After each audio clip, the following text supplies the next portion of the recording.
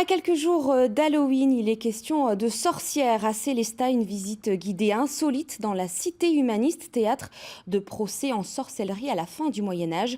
13 ans de chasse aux sorcières que nous compte ce soir Odile Barthélémy et Yves Lédig.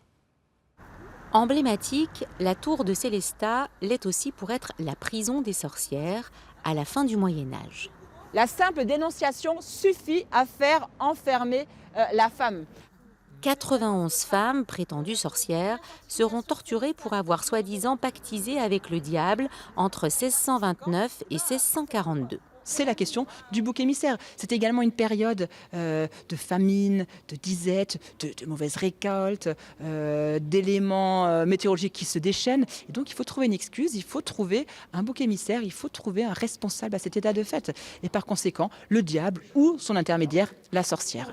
Je dirais qu'elles n'ont pas eu de chance à l'époque parce que c'est vraiment des dénonciations. Je suis venue aussi parce que dans mon arbre généalogique, j'ai trouvé 2 sorcières brûlées vives, donc je suis une descendante de sorcières.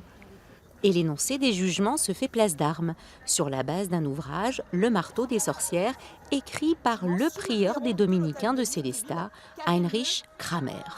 C'est-à-dire comment reconnaître une sorcière, comment se protéger contre la sorcière, quelles questions poser aux sorcières dans le cadre effectivement de son procès. Donc c'est vraiment un manuel indispensable pour tout inquisiteur ou pour tout juge laïque qui doit mener cette enquête. Heinrich Kramer, c'était un homme qui était justement qui est à la base du Malleus Maleficarum.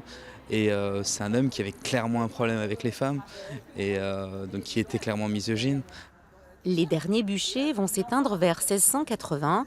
L'Alsace passe sous la juridiction française qui interdit les procès en sorcellerie.